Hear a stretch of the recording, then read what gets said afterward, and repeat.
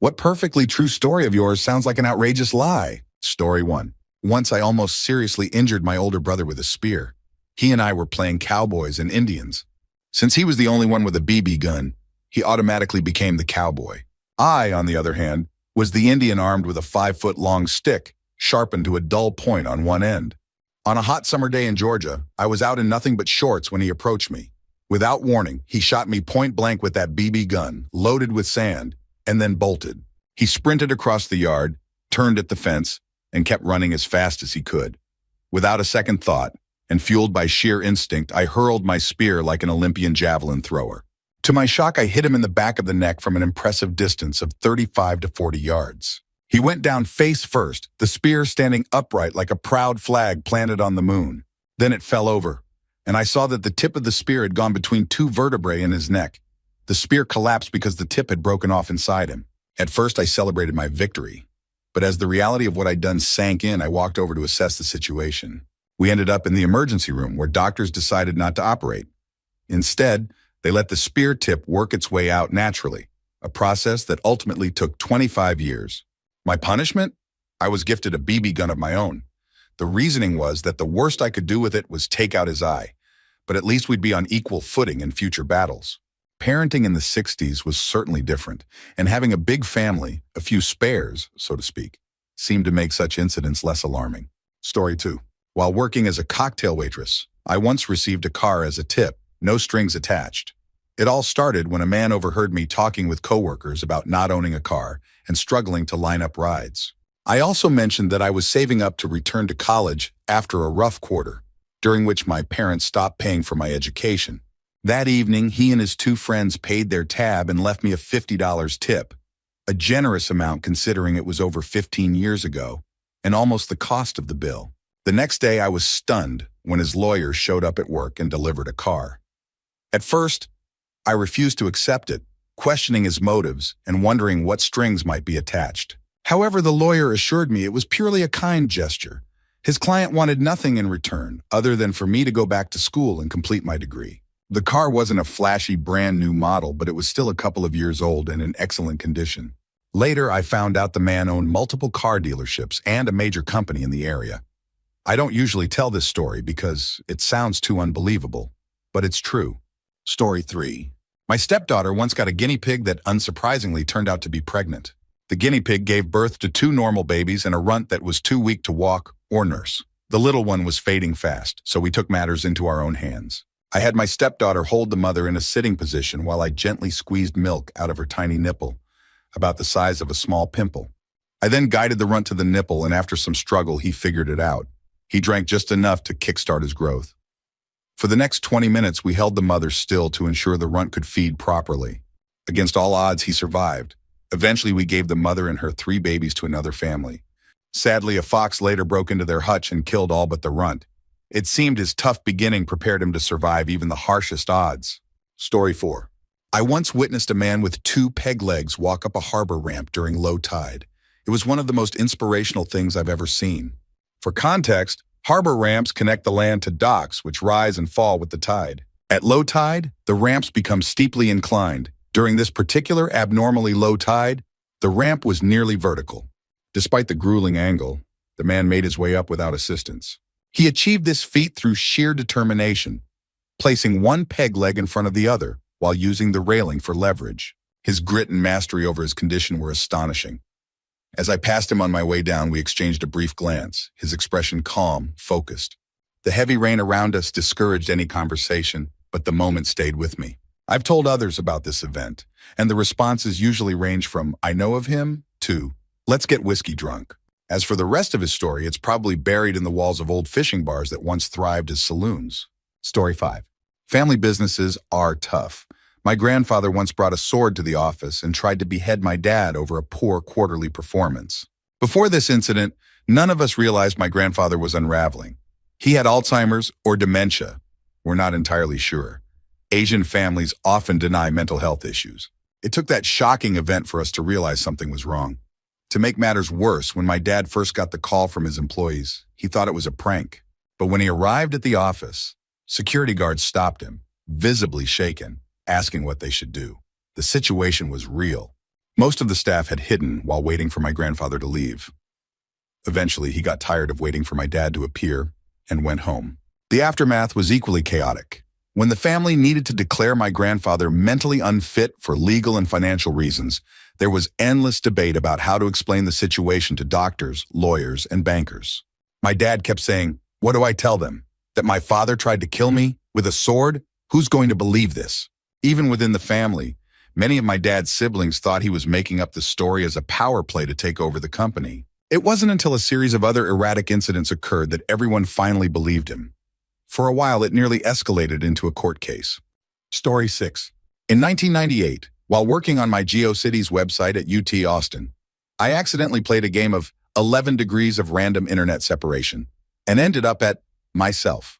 I had been browsing a friend's website for HTML design ideas. When I didn't find anything useful, I checked out his friend's pages. I thought, what if I keep following friend of a friend links? Where in the world will I end up? New York, China, the International Space Station. After 10 iterations, I didn't even make it off campus. I landed on a website belonging to a UT employee. His page included a webcam feed from his office, one of those old-school setups that refreshed every 30 seconds. The lights were off and the mini blinds were open, but there wasn't much to see. Then I noticed his office number, FAX 222, Flawn Academic Center, 2nd floor, room 222. That's when it hit me. I was working on a computer just across the hall from room 222. I looked up and saw the office window directly in front of me. Curious, I walked over, looked into his window and saw the webcam pointed at his monitor. When I returned to my computer, the webcam feed refreshed. There I was, my own face peering through the window of FAC 222, staring back at me. Story 7. Taylor Swift once pushed me out of a swing when I was in 3rd grade. Back then, I used to spend most afternoons playing at my neighbor's house. He had an older sister, and she just happened to be friends with a then-unknown Taylor Swift. One day, while I was on the swing set with my neighbor, Taylor and her friend came outside. Taylor demanded that we get off the swing so she could use them. Being a rebellious kid, I refused and said, "No." She responded, "Fine then, I'll push you." The next thing I knew, I was on the ground with a skinned knee and a mouthful of dirt. Years later, we went to the same middle school and high school. Everyone was always raving about how amazing she was. But to me, she'll always be the girl who shoved me out of a swing. Story 8. My dad has a story about Axl Rose before he became famous. My parents used to be part of a bowling league in Lafayette, Indiana. They went to Purdue. And Axl Rose, born William Billy, was still living in Indiana at the time. This was the late 70s or early 80s before he joined Guns N' Roses. According to my dad, Axl was a bit of a deadbeat, constantly in trouble with the police for minor stuff and generally seen as a nuisance. One night, Axl was at the bowling alley, hanging out with my dad's group for a bit. Then he got up, went to the bar, and ordered a bunch of food and drinks. He told the bartender my dad would cover it, then left without saying goodbye. When the bill arrived, my dad was stuck with it. Axl kept dodging my dad's request to pay him back, always coming up with excuses. It became a running joke. My dad and his friends would tease him, saying things like, "W, we're adding interest." They called him W because he hadn't started going by Axl yet. Fast forward to the late 80s, Guns N' Roses was huge, and one night the entire band showed up at the same bowling alley. My dad, still bitter about the unpaid bill, decided to confront him. Axl vaguely denied the incident but was clearly embarrassed. The band joined in on the teasing, which only made Axl angrier. Eventually, Axl challenged my dad to a bowling match, betting $100 on the game. Axl started terribly, throwing 2 gutter balls in a row. But then, out of nowhere, he got into the zone. Despite being drunk, he bowled a nearly perfect game, scoring almost 250. My dad, a pretty solid bowler, still lost with a 230. Axl never paid my dad back for that bill, but the story became a family favorite. Story 9. When my brother was 15, he accidentally landed a golf ball in a coffee cup after it ricocheted off the clubhouse ceiling and a policeman's forehead. Our dad, a golf enthusiast, had been teaching my brother to play since he was little. By his teens, my brother was good enough to join the adults on a 9-hole course. On one hole, he hit the ball too hard, sending it toward the clubhouse. Normally, the protective netting would have stopped it, but somehow the ball found a small hole in the net. A few seconds later, screams erupted from the clubhouse. The ball had flown inside, bounced twice off the ceiling, hit the forehead of a well-respected policeman enjoying a coffee, and finally landed directly in his cup. The impact was softened by the ricochets, but still left a bruise on the officer's head. Our dad was mortified and apologized profusely. Luckily, the policeman had a good sense of humor and recognized it was an accident. The story became the talk of the golf club for weeks. My brother, however, was too embarrassed to play again for months. Looking back, I think my brother should have bought a lottery ticket that week. With that kind of luck, who knows what else could have happened? Story 10. When I was a little kid, I convinced a friend to restart his Pokemon Blue game and trade me his Squirtle. I lied, telling him he'd be able to reload his previous save afterward. In truth, I knew he'd lose all his progress, but I didn't care. I just wanted to catch them all. After the trade, he realized he'd lost everything and was heartbroken. I pretended it was his fault, saying he must have messed something up. Fast forward 15 years to Christmas Eve. I anonymously shared this story on a confessions thread on 4chan. To my shock, my friend was in the thread and recognized the story. By sheer coincidence, I got the chance to apologize to him as an adult. It was surreal, and even the people in the thread didn't believe it wasn't just me playing both roles. I didn't take a screenshot because my friend had to share personal details to prove he knew me. But it's a moment I'll never forget, a rare opportunity to make amends for childhood mischief. Story 11. One Sunday when I was 16, I had one of the most embarrassing moments of my life in church. I was sitting in a collapsible metal chair leaning back against one of those flimsy room dividers. Predictably, the wall gave way and I toppled over, hitting the wooden gym floor with what felt like a sonic boom. The noise was so loud that even the adjacent classroom fell silent to figure out what had happened. As I lay crumpled on the floor, the chair folded around me like a trap, I began laughing awkwardly, trying to downplay the situation. But the judgmental stares of my peers made it impossible to focus. Adding insult to injury, the pressure on my abdomen from laughing, and perhaps divine retribution for disrupting the service, caused me to release the loudest fart imaginable. The fart reverberated against the metal chair like a drum roll from hell, ending in a high-pitched squeak. Everyone in the room was stunned, staring in silence as I laughed hysterically at the absurdity of my predicament. Finally, I managed to untangle myself, compose what little dignity I had left, and walk out with my head held high. I never returned to that church. I decided eternal damnation was preferable to facing those people again. Story 12. I once attended a house party that took a truly bizarre turn. People were scattered throughout the house, drinking, chatting, and enjoying themselves. At some point, a guy and a girl decided to take things to the bedroom. When they entered, they found two guys and another girl hanging out.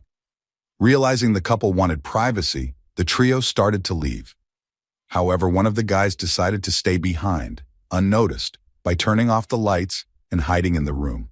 The couple began making out, undressing and getting into it. Meanwhile, the hidden guy was silently watching and, well, pleasuring himself. Eventually, as the couple got more involved, the girl's eyes adjusted to the dark, and she screamed, "Oh my God, there's someone here." The hidden guy immediately panicked, apologized, and turned on the lights, only for everyone to discover a second ninja hiding in the corner, also pleasuring himself. Both uninvited spectators awkwardly apologized before slinking out of the room, leaving the couple in stunned disbelief. It was one of the most surreal party stories I've ever heard, and to this day I'm amazed anyone thought that was a good idea. Story 13. One night, I was out clubbing with friends when we left the first bar and walked down an alley. I suddenly stopped, drawn by the unmistakable smell of fresh chilies. Following the scent, I found a little old Italian man standing by his ute, which had a tray full of vibrant, freshly picked chilies. I complimented the chilies, asking if he grew them himself, while my friends begged me to keep walking. The man asked if I wanted some, and being a chili lover, I said yes, expecting just a couple. Instead, he grabbed a plastic bag and filled it with about 50 chilies. When I offered to pay, he refused, gave me a warm hug, and sent me on my way. Since I only had a small purse, I had to carry the bag of chilies around for the rest of the night. At both nightclubs we visited, the bouncers checked my bag, laughed when I explained, "It's a long story," and let me keep them. I spent the night dancing and drinking, holding a bag of chilies in my hand. It's not your typical night-out story, but it was definitely a memorable one. Story 14. A couple of years ago, I was traveling in Korea and staying at a hostel. One night, I headed down to the common area to relax and try to get a Wi-Fi signal. I was trying to Skype an Australian friend of mine, a girl I messaged with a lot, but I couldn't get a stable connection. I told her on Facebook Messenger that I'd try moving to another spot to see if the signal improved. I ended up sitting at a large table in the center of the room. Finally getting a connection, I mentioned my success to the guy next to me who was busy typing on his phone. He laughed and said he was also chatting with a friend. I noticed he had an Australian accent and asked where he was from. He said, "Melbourne." I told him, wow, the girl I'm trying to call is also from Melbourne. Curious, he asked where she lived. Hesitant at first, I eventually told him, Mornington. His eyes widened, and he said that was where he was from too. He then pressed me for her name. Reluctantly, I told him. To my absolute shock, he showed me his phone. It turned out that of all the people in the world, he was messaging the exact same girl I was trying to call. They'd been best friends since primary school. We were both freaked out at first, but decided to take a photo of ourselves together and send it to her. Unsurprisingly, she was just as stunned as we were. It was one of those surreal moments that you couldn't plan even if you tried. Story 15. Just up the street from my apartment in San Francisco, there was a fast food spot that was either a KFC or a Taco Bell, depending on which angle you looked at it. It was a popular hangout for college students from a nearby school, and also for a remarkably clever crow. Most days, this crow scavenged for scraps around the restaurant and nearby spots. But every once in a while, it would pull off a scheme that made it famous in the neighborhood. The bird had apparently figured out that money could be exchanged for food. It would pick a mark, squawk to grab their attention, and then drop a coin in front of them. If the person picked it up, the crow would hop a few feet away and then follow them toward the restaurant, essentially directing them to its next meal. I witnessed this clever trick twice and even experienced it myself. One day the crow dropped a nickel at my feet. I picked it up confused and nearly jumped when the bird squawked something that sounded like taco. I couldn't resist. I went inside and bought the bird a taco. The whole transaction cost me $1.15, minus the nickel, and I honestly thought it was money well spent. A bird that smart deserved a reward simply for existing. Of course, as I walked away, I realized that this was probably the crow's exact plan all along. Story 16. While on vacation overseas, I was unknowingly drugged with PCP at a club, and what followed was one of the most terrifying experiences of my life. I was planning to go straight from the club to the airport for my flight, but just as I was getting ready to leave, the PCP hit me. From that point on, I remember nothing. According to my friends, we got into a cab and headed to the airport. Once we arrived, I stepped out of the taxi, and within seconds I disappeared. No one saw where I went, and I took all my luggage with me. I woke up hours later around 9 a.m. in a stolen car in a small village 2 hours away from the airport. Disoriented and terrified, I bolted from the car and ran aimlessly, trying to figure out where I was. Eventually, I made it to a main road and flagged down a taxi. The driver, clearly alarmed by my appearance, dilated pupils, party clothes, and panic-stricken, asked me what had happened. I didn't know how to explain, but I had him take me back to my hotel. The front desk clerk, equally horrified, urged me to go to the police immediately. With the help of an English-speaking officer, I reported what had happened. They took me back to the airport, where security staff used facial recognition software to track me on their cameras. It turned out that I'd been taken from the airport, along with all my luggage and belongings. I woke up hours later in the stolen vehicle, abandoned in the village. To this day, I don't know the full story, but I suspect the people who drugged me intended something worse and ditched me after I overdosed on the PCP they gave me. This happened a few months ago, and I still feel deeply unsettled. The trauma of waking up in a strange place, knowing something awful happened but never knowing the details, has left me with what I suspect is PTSD. I try not to think about it, but it's a shadow that lingers over me. Story 17. When I was younger, my family lived in Hong Kong for a while. One day, we took a ferry to visit a beach for the day. On the way back to the mainland, I was the first to board the ferry. There was a man helping kids cross the gap between the dock and the boat to ensure they got on safely. As I turned to greet my adorable 2.5-year-old brother, Kevin, who was excited about the ferry ride, disaster struck. Kevin tried to jump onto the boat, but he slipped through the gap and fell straight into the ocean. My mom immediately leapt into action, jumping in after him and frantically trying to save him. She was yelling at the man who had been helping, shouting, "Get away from my family!" as he tried to assist by offering them an inner tube for safety. Eventually, they were pulled back onto the ferry, though Kevin's head was scraped up pretty badly from barnacles. Thankfully, everyone was safe and alive. Later, my mom called my dad, who was in New York City on business, to tell him what had happened. My dad was freaked out because, coincidentally, he had dreamed that night that Kevin had fallen off a building. With the time difference, the dream would have happened at the same time as the accident. The eerie coincidence weirded out the entire family for years. Story 19. I played hide and seek with Bigfoot. Okay, maybe that's an oversimplification, but here's what happened. When I was a teenager, I used to go to a summer camp in Colorado for 5 weeks every year. It was completely remote near Florissant and spread over about 8,000 acres. The boys and girls camps were about a mile apart, and the boys slept in army-style canvas tents that fit 5 people. One of the camp traditions was for the older boys, 15, 16 years old, to sneak out at night and hike to the girls' camp. We couldn't use the main trails because counselors would sometimes set up watch on those routes to catch us, while also sneaking off to drink and smoke. By that age, most of us had years of experience navigating the campgrounds, so we always felt confident in our stealth. One night we waited for our counselor to fall asleep and set off around midnight. About 20 minutes into the hike, we heard what sounded like a foot patrol nearby. We split up to avoid being caught, and I headed off in my own direction, finding a good hiding spot. Once I felt confident the coast was clear, I got up and started making my way toward the rendezvous point at the girls' camp. That's when I saw it. I was about 6'1" at the time, and this thing was easily a foot taller than me. It was massive and hairy, and its eyes seemed to glow in the moonlight, almost like an animal's reflective membrane. I'd encountered plenty of wildlife at night before, including bears, but this was something else entirely. My initial reaction wasn't fear, but pure, paralyzing shock. It wasn't acting aggressive, no growling, no threatening posture, so I stayed frozen, knowing that running might trigger a chase. Instead, I got the overwhelming sense that it was just curious or maybe even toying with me. Slowly, I backed away, keeping my eyes down and trying to put something between us. I slid under a low branch of a pine tree and tried to hide. When I looked back, it had moved behind a tree but was still watching me. It didn't come closer, just shuffled slightly and peeked around. We stayed like that for hours. Every time I tried to find better cover, it would shift to another tree and keep its distance, almost like we were playing some bizarre game. Eventually, my adrenaline crashed, and I was so exhausted that I started drifting in and out of sleep under the tree. When dawn finally broke, I looked again, and it was gone. I sprinted back to camp and snuck into my tent. My friends were already back, having made it to the girls' camp and returned without any issues. None of them had seen or heard anything unusual, nor did the counselors. For a while, the whole experience messed with my head. Years later, I was watching one of those ridiculous Bigfoot hunter shows, and they showed a map of sightings over the past few decades.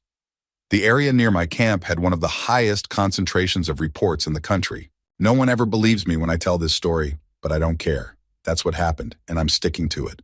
Story 20. I have twin 4-year-olds, a boy and a girl. One day, my wife took our daughter to ballet class and then grocery shopping afterward, while I ran a couple of errands with my son. As we were walking into Target completely out of the blue, my son said he wanted carrots. My kids aren't huge fans of carrots, so this was unexpected. Naturally, I said, of course, because any parent knows that when your kid randomly asks for vegetables, you get them some. We got home around the same time as my wife and daughter. As my wife was unloading groceries, I noticed my daughter standing there with a bag of mini carrots. At the same time, my son proudly held up his bag of mini carrots. My wife and I exchanged puzzled looks. She explained that while they were at the store, my daughter also randomly asked for carrots.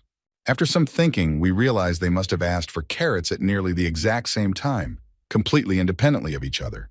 Story 21. One night, I was at a bar with a friend when, out of nowhere, Dave Grohl and the rest of the Foo Fighters walked in. We were both massive Foo Fighters fans, and we nearly passed out from excitement. We knew they were playing a concert the next day in our city, but since tickets had sold out in 15 minutes, we never imagined we'd run into them in a small neighborhood bar. We sat there fanboying hard, and my friend asked if we should go say hi. I told him, what are we even going to say? Hi, we like your music. How lame is that? Just chill, they're only human. A few minutes later, my friend drained his beer, said, F*** it, and walked straight up to Dave Grohl. He shook his hand, and after 5 minutes, he waved me over. I joined them, shook hands with all the band members, and we had a casual conversation.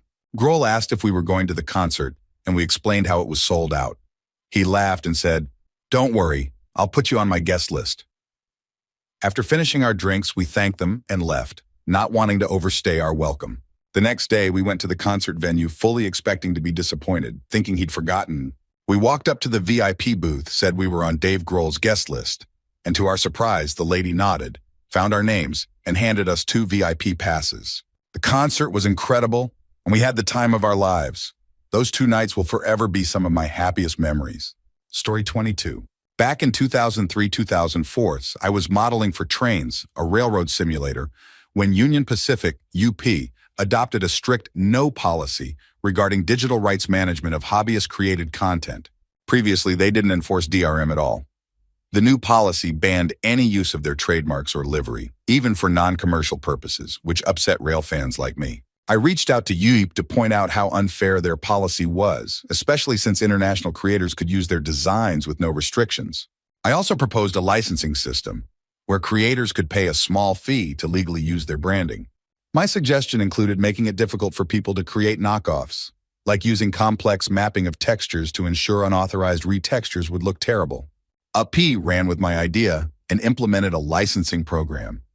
Unfortunately, companies began exploiting the system by charging railfans, museums, and stores to cover the cost. My brother, who volunteers at a rail museum, was livid when they had to start keeping a ledger just to track UP's licensing fees. On a brighter note, I was in talks with Greg Lane, one of the developers of Trains. Thanks to my heads up about UP's new digital licensing policy, Greg contacted their marketing department and secured a global exclusive license for Trains 2004. Fun fact. Shortly after this, Microsoft halted development of Train Simulator 2.0. While I can't prove I single-handedly derailed their plans, I like to think I drove a spike into their coffin. And there's more. Back in the early 90s, I hung out in a computer lab at Valdosta State College.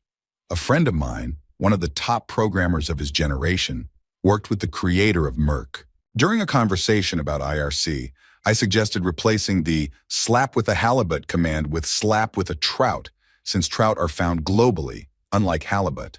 The change stuck, and now you know why you've been slapped with a trout. Story 23. I was at a friend's apartment when her phone rang. It was our friend Chelsea, calling in a panic. "OMG, there are cops everywhere in your neighborhood. Come down and let me in," she said. Chelsea was driving on a suspended license and was terrified of getting pulled over. The apartment complex was secure, but it didn't have a buzzer system, so I had to physically go downstairs to let her in. I brought her up to the fire escape to show her what was going on. From there, you could only see a narrow stretch of the street through an alleyway. Sure enough, we saw a cop car zoom by, lights flashing but no siren, then another going the opposite direction. "See, I told you," Chelsea said. "We waited for a bit, but things got quiet. That's when an elephant walked by." I blinked. Chelsea blinked. "Was that an elephant?" I asked. "Oh, thank God you saw that too," she said. "I thought it was an acid flashback." Then another elephant walked by, and another, and another. In total, we counted 12 elephants. We were in disbelief and called over our other friend to confirm what we were seeing. Eventually, I called my mom to tell her what had happened. She laughed and explained, "You didn't know about this? The circus is in town, and they walk the elephants from the train station to the venue every year. It's a tradition. The elephant walk doesn't happen anymore, thanks to PETA." While I don't know if the elephants were mistreated, I'll always remember the bizarre surprise of seeing a parade of elephants in the middle of the city. Story 24. My life wasn't easy growing up. I had an emotionally and physically abusive mother who subjected me to constant torment. She whipped me with bamboo sticks, threw a wooden jewelry box at my head, and even once threw a pan of boiling water at me. Thankfully, she missed. She also used me as an alibi for her affair. It wasn't until my early 20s that I realized how wrong all of it was. Still, she was my mother, and I loved her. Even when she became an alcoholic and I had to clean up her messes, literally. She'd call me at work crying, claiming she'd taken an overdose, only for me to find out it was just a ploy for attention. Eventually, I broke down and tried to take a break from her. She responded by telling everyone I was a horrible child and disowned me. I had always kept my struggles private, but when she started spreading lies, I revealed the truth. People often think I'm exaggerating or lying because I seem too well adjusted. But it all happened, and I coped. I still speak to her occasionally via text, but that's it. Story 25. When I was 14 years old, I watched as houses were built over what I knew was a graveyard. I remembered walking through that graveyard with my grandfather when I was younger, but no one believed me. At some point in the mid-1980s, the gravestones were removed, the woods were cleared, and the land was sold. The man who bought the property started losing it. He regularly called the cops, claiming kids were trespassing and throwing things at his house. But no one I knew was brave enough to risk it since he was known to shoot at trespassers. Eventually, he committed suicide, and people dismissed his behavior as dementia. When the houses were finished, no one moved in. A year later, my dad ran into a friend who had built one of the houses. He explained that the county wouldn't grant certificates of occupancy because the homes were built on a graveyard. I felt vindicated, but the entire area was haunted after that. Weird things happened all the time. Story 26. During my freshman year of college, I went to Target with 3 friends around 7 p.m. As we were walking in, a large African-American man shouted at us from a distance, "Yo, excuse me for a second."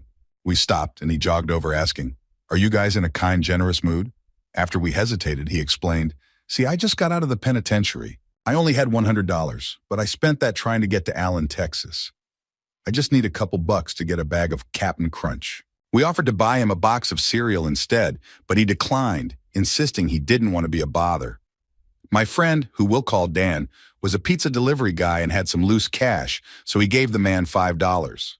The man gently took the money, stepped back in awe, and then leaned in to give Dan a big hug, and the most sensual neck kiss you could imagine without tongue. He then stepped back, did a little dance while singing, "I like Cap'n Crunch, it's my favorite cereal," before spinning around and walking off, never to be seen again. We didn't process what had happened until we got inside Target, where we all burst into laughter. Story 27. About 10 years ago, I helped track down and facilitate the arrest of a criminal I'd been searching for, because he appeared as an extra on a very well-known reality TV show. And no, I'm not a cop or in law enforcement. The crime this man committed was sexual in nature, and it had been perpetrated against my best friend, a straight male, during an event I hosted.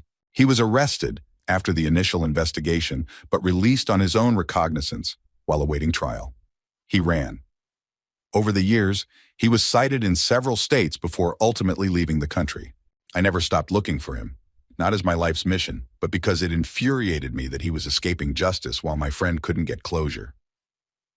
Leads came and went, but nothing solid came up until he showed up on TV. A friend of mine, who watched the show, casually mentioned, "Hey, isn't that the guy you're looking for?"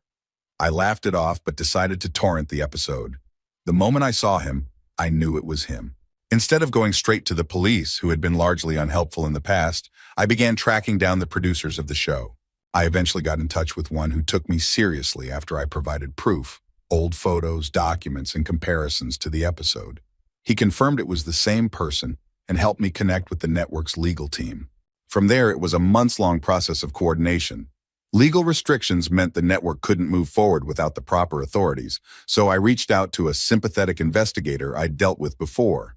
He took my story seriously, contacted the network, and took over from there. It took nearly a year, including delays due to extradition issues, but eventually the man was arrested and brought back to the U.S. He was tried, found guilty, and sentenced. While the sentence wasn't harsh, I was satisfied knowing he finally faced the consequences of his actions. Story 28. I met a guy on a Star Wars MMO who claimed to have turned $200 into $340 million, trading Forex, foreign exchange. He said he was lonely in Japan because he didn't speak the language, so he played the game to talk to people. We hung out online for about a month, and one day he asked for my PayPal. When I said I didn't have one, he asked for my address instead. Jokingly, I said, "Are you finally going to send me my $100 for joining your guild?" He said no, but he'd send me something better. A few weeks later, I got a high-security envelope in the mail with a check for $1 million inside. For fun, I went to the bank to see if it was legit. To my shock, it was. After some discussions with the bank, the money was deposited into my account. I messaged him to confirm I'd received it. He was happy I got the check and advised me to save most of it, which I did. A few months later, he stopped logging in. He told me he'd moved from Japan to England and didn't need the game to socialize anymore. Story 29. I love fishing for smallmouth bass. They put up a great fight and are fun to catch. One of my favorite fishing spots is upstream from a dam where I almost always get a good haul. One summer, I got a great bite. I could tell it was a big one, probably 13 inches or more. It fought hard, but just as I was reeling it in, my line suddenly went slack. The fish got away. I stood there, disappointed, when the fish broke the surface about 30 feet away. As it jumped, it wriggled its body, flinging the lure from its mouth. The lure flew back through the air and landed right at my feet, 30 feet away. I just stood there in disbelief, trying to process what had happened. It was so surreal that I wish someone had been there to witness it. Every time I tell this story, people think it's just a fish tale, but I swear it really happened. Story 30. Grab a seat, this one's wild. When I was 17, I met a guy, let's call him Nibbler, at a party. He was 24, and of course, being a dumb teenager, I started dating him despite the clear red flags. I spent a lot of time at his apartment, where he constantly fought with his roommate over bills. Nibbler flat out refused to pay anything or even clean. A month into the relationship, I found out he'd been discharged from the military for threatening to kill a commanding officer. That was enough for even 17-year-old me to say nope, and I broke things off. 2 weeks later, I got an early morning call from his roommate. The night before, during yet another fight about bills, Nibbler bit his roommate's ear off. That's right, bit it off. Hence the nickname Nibbler. I had to talk to the DA because I'd witnessed their fights before. Long story short, Nibbler went to prison for assault and is now required to go through psychiatric treatment before he can be released. But wait, there's more. The roommate ended up hooking up with my sister and became weirdly obsessed with her because she understood what he went through. He even showed up at her work a few times. I guess birds of a feather flock together. Story 31. A camel cricket harassed me in my bedroom for days. It started with the cricket inching its way onto my bed. I'd swat it off, but it kept coming back. One night I was on my laptop when I noticed the cricket was on my hand. I squealed and ran out of the room. I finally calmed down and went back to bed, thinking it was over. But later, while on my laptop again, I realized the cricket was now on my shoulder. I tried to flick it off gently, but it didn't budge. When I swatted at it, I'm pretty sure it jumped into my face. That was it. I set up homemade traps to catch the cricket, but I never saw it again. I still have no idea where it went. Side story. My family feeds squirrels, and they've become so spoiled that they now demand food. One time, my mom heard the doorknob rattling and saw a squirrel hanging off it, essentially demanding peanuts. Side story 2. In high school, my sociology teacher was one of those coach teachers who didn't care about the class. He never paid attention, so everyone cheated. I slipped purple flying monkeys into an essay to see if he'd notice. He didn't. I got an A. Story 32. When I was 10, my mom bought me a BB gun. I loved it. But after shooting thousands of BBs all over the house, she warned me. If she found one more BB on the floor, she'd take the gun away. The next day, I was shooting targets in the living room when I heard her coming down the hall. Panicked, I scrambled to pick up the BBs. I thought I'd gotten them all, until I saw 2 sitting right where she'd walk in. I had 1 BB left in the gun. In a split-second decision, I aimed at the 2 BBs on the floor and fired. To my amazement, the shot hit both BBs, scattering them out of sight just as my mom walked in. She asked why my jaw was on the floor, but I played it cool and said, "What? It's just my face."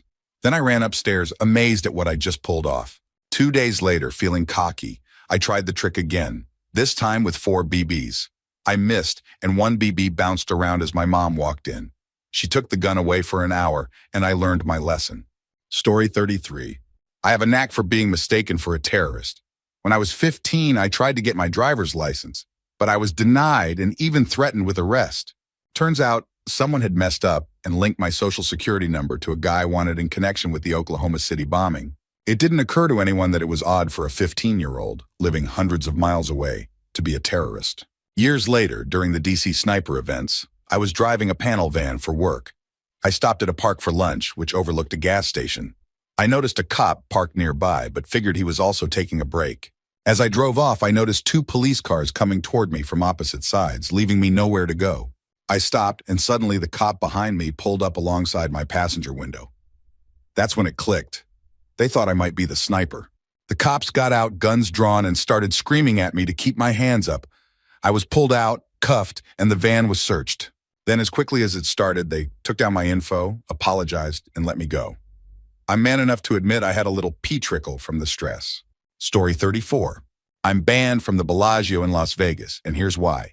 For my best friend's 21st birthday, we went to Vegas. After several yard-long Jaeger bombs, yes, yard-long Jaeger bombs, we thought it'd be hilarious to get fake wedding rings and get married. Because why not? It's Vegas. We stumbled into the Bellagio's chapel and loudly demanded a priest. When someone came out to help, we slurred that we wanted to get married. The poor guy asked where the lucky ladies were, and I shouted, "What the F are you talking about, bro, love, woo?" He explained that same-sex marriage wasn't allowed in Nevada at the time, which prompted me to loudly accuse him of being gay and demand that we get married for tax reasons. I then threw my beer at the wall, and my friend and I started tossing drinks and bottles we found. Security showed up to find 2 drunk idiots giggling and trashing the chapel. As they escorted us out, my friend shoulder-checked me into the Bellagio fountains. I dragged a security guard in with me, declared myself Poseidon, and splashed them while claiming it was my ocean. We were thrown out, photographed, and permanently banned. Story 35. My brother, who lives in rural Alaska, spends his free time hiking, rock climbing, and ice climbing.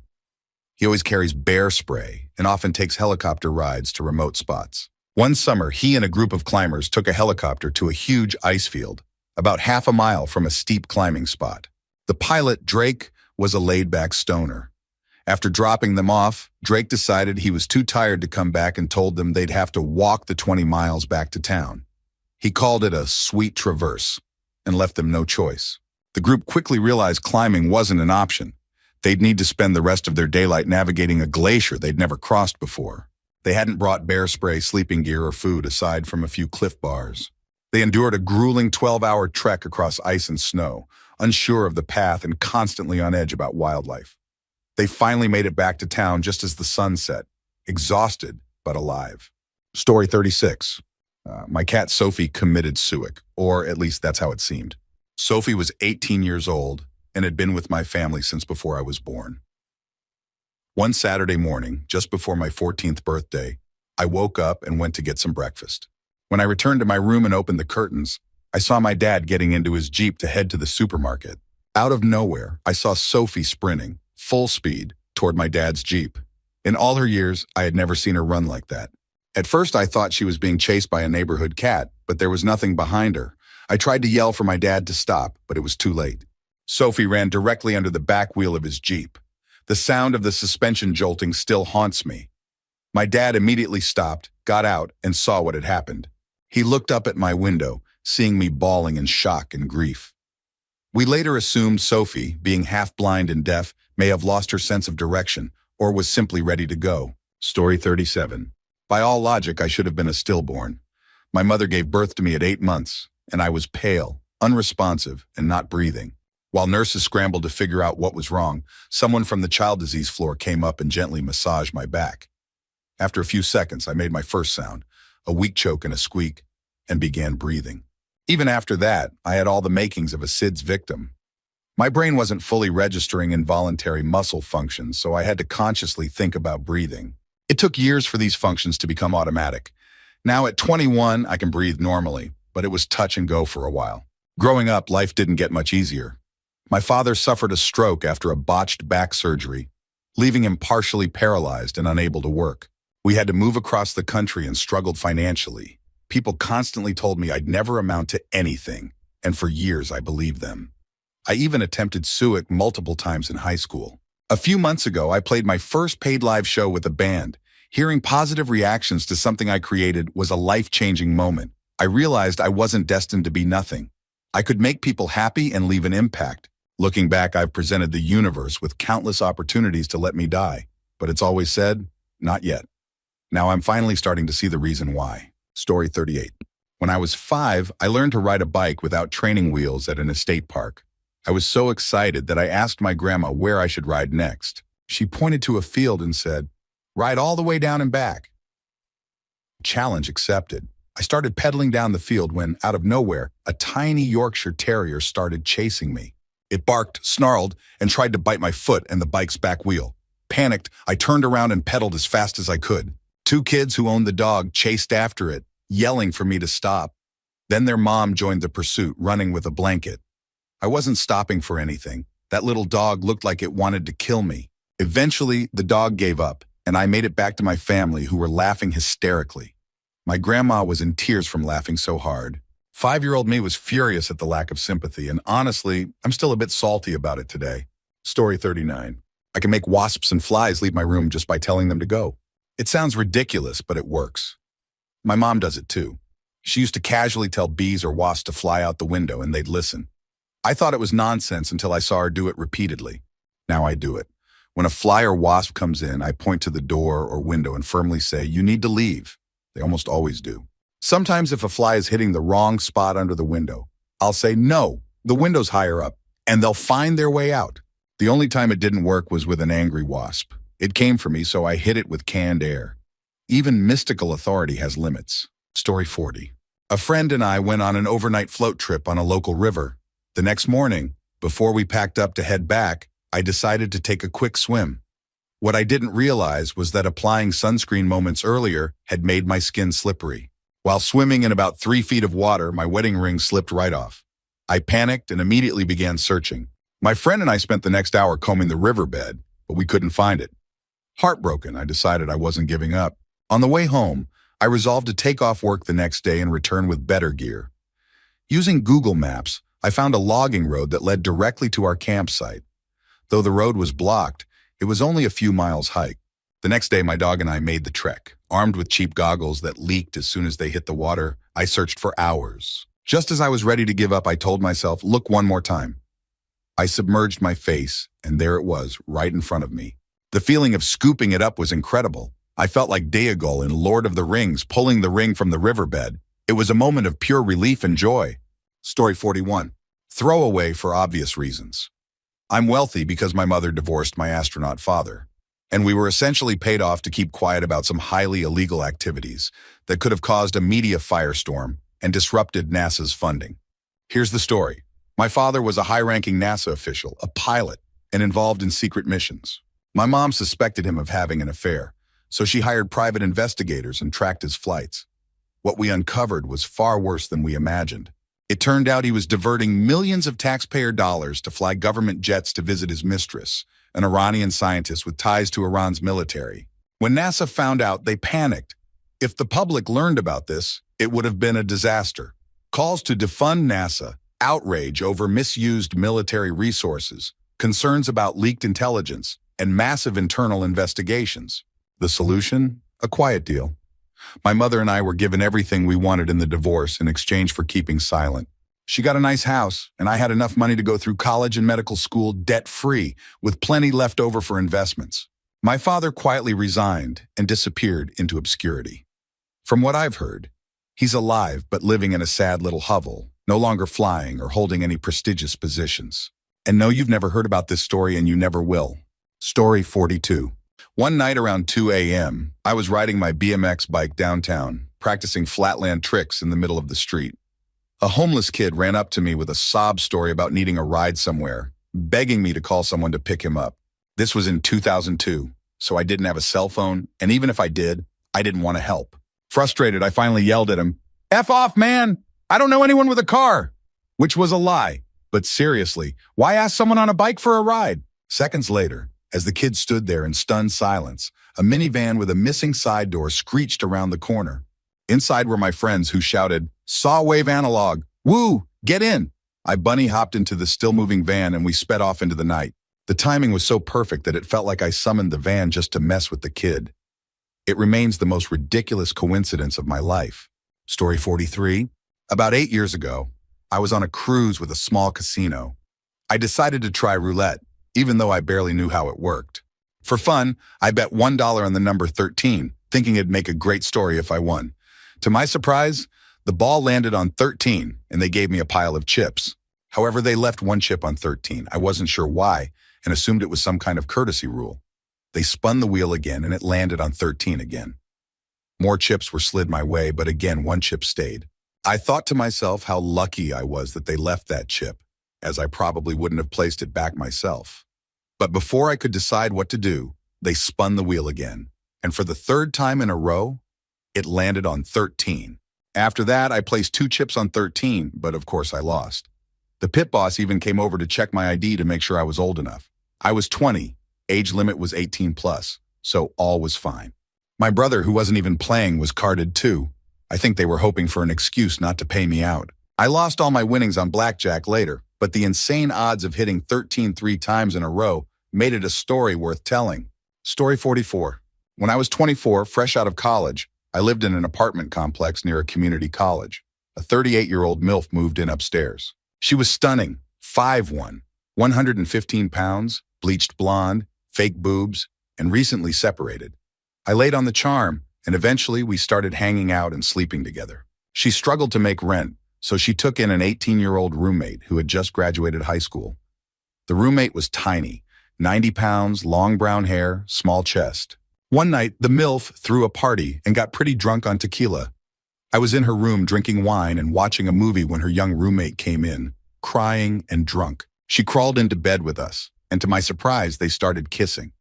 Well, one thing led to another, and well, you can fill in the rest. Story 45. I was futon shopping recently and stopped at a small unknown shop. The guy behind the counter was super friendly and full of futon knowledge. While I tested a few couches, we started chatting about his life. He mentioned the store belonged to his dad, and he was just helping out for a bit. When I asked what he usually did, he said he was busy with interviews. Interviews? I asked. That's when he explained that a few years ago, he'd been mugged and hit in the head. The injury resulted in sudden savant syndrome, turning him into a mathematical genius. Since then, he'd been touring and giving talks, including a feature on Into the Wormhole with Morgan Freeman. There's even a book about him, and Channing Tatum is set to play him in a movie. I was blown away. After telling me his incredible story, he casually asked, "So, do any of these futons work for you?" Story 46. During my sophomore year of college, the most unbelievable thing happened to my roommates and me. We lived in a house with 7 of my good friends, a classic big state college setup in a fun college town. 2 weeks before our lease ended, a guy knocked on our door saying he was scouting locations for a TV pilot. 2 days later, he told us they wanted to use our house. The show's working title was Midgelantes, a reality series about a gang of little people who defend other little people from persecution. Despite the questionable political correctness, we agreed because they paid us $300, which immediately went toward alcohol. All we had to do was throw a party. We invited everyone we knew, and those who believed it wasn't some prank showed up. The scene's premise was wild. Actors at the party were bullying a little person and preparing to throw him around while chanting, "Toss, toss, toss." When suddenly, the Midgelantes burst through the door. Chaos ensued as they took down the bullies, pinned them, pulled their pants down, and sat on them. My friends and I cheered on the madness during multiple takes. After filming Wrapped, we shared drinks with the cast, and one of them even went out with us the next night. Though the show wasn't picked up because the network didn't like that the Midgelantes fought back with violence, I still have photos and videos to prove it happened. Story 47. When my sister-in-law was 15, she ran away from home in New Jersey and moved to Texas, where my future husband lived. Somehow, she convinced his landlord she was an adult and rented the apartment across the hall from his. One day, my husband heard noises outside and found 2 men trying to break into her apartment. He stopped them at gunpoint, and they claimed they were friends of his sister, who had permission to be there. Not buying it, he held one guy hostage while the other went to fetch her. When his sister returned, she thanked him for stopping the break-in. Then she turned on the guy who fetched her and started pounding on him. She even grabbed a baseball bat, prompting my husband to wave his pistol at the other guy and tell him to call the cops if he wanted to save his friend.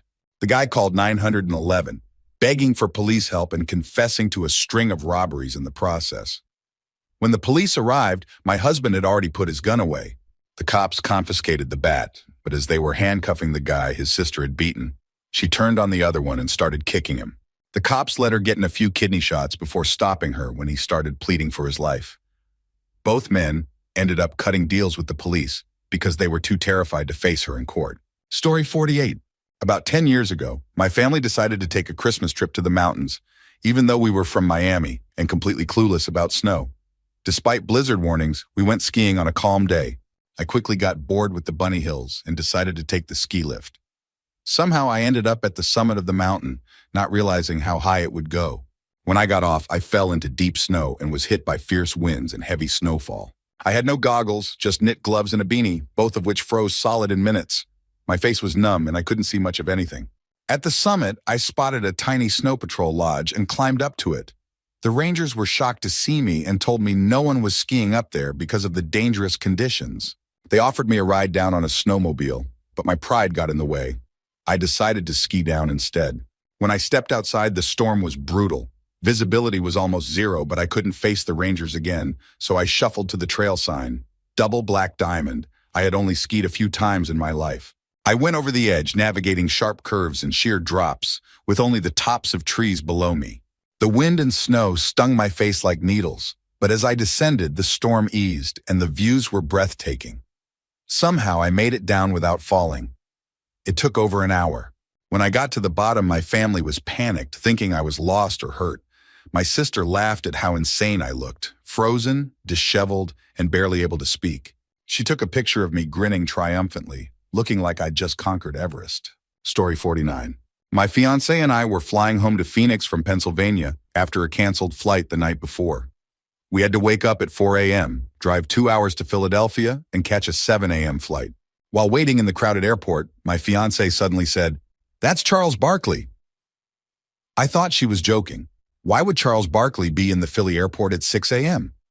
On a Tuesday? But I turned and saw a massive man in a tracksuit with his hat pulled low. "It really is Charles Barkley," I whispered. He noticed us grinning at him and sat far from the crowd, glancing at us occasionally as if silently begging us not to start a commotion. We played it cool, but probably too obviously, because he kept shaking his head and chuckling at us. When they called first-class passengers, he stood up, nodded at us, and smiled before quickly boarding.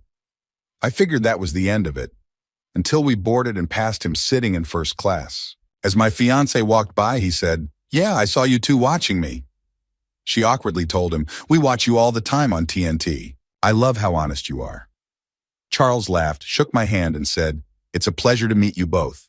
All I could manage was, "You're the man, Chuck." Story 50. About 20 years ago in Western Canada, I was walking down a quiet office corridor early in the morning. Ahead of me, I saw something unusual. As I got closer, I realized it was a mountain lion standing over a small child, about 5 years old. A woman, likely the child's mother, stood frozen in the doorway nearby, paralyzed with fear. The mountain lion was batting at the child, not with claws, but hard enough to bruise. I didn't have time to think. I took off my coat, wrapped it around my head to protect myself from potential scratches, and got behind the mountain lion. I slipped my forearm under its neck and pulled back hard. The lion growled but didn't bite, though it was incredibly strong. I struggled to stay on my feet as the child wriggled free and ran to the mother, who took their hand and fled. Once they were gone, I let go of the lion, backed away slowly, and made my way down the stairs. I later learned there had been a traveling zoo exhibit nearby, and the lion had escaped overnight. I called the police but didn't stick around. The next day, the local paper reported the escaped lion, but there was no mention of the woman or child.